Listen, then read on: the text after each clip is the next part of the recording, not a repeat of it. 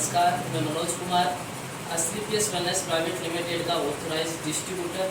और दोस्तों, आज अपन एक बहुत ही अच्छे रिजल्ट के साथ में मुलाकात करने जा रहे हैं।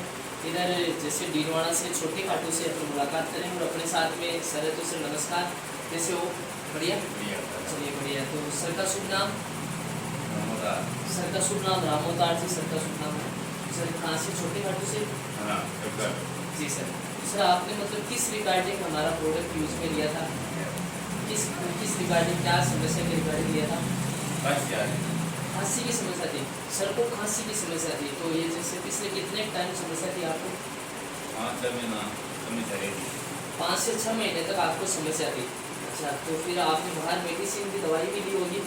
कितने समय तक दवाई ली आपने? 2-4-5 महीने दवाई ली आपने। अच्छा, बाहर कितने पैसे लगाए खांसी के लिए? 50-60 हज़ार रुपये सर ने बाहर खांसी की समस्या के लिए पैसे लगाए।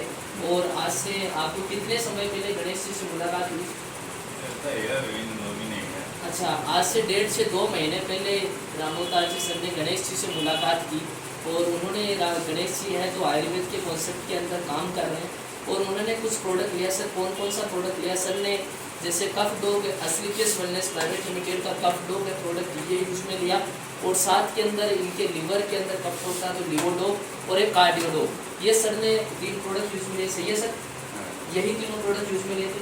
ये सर ने कंटिन्यू तीनों प्रोडक्ट यूज में लिए थे।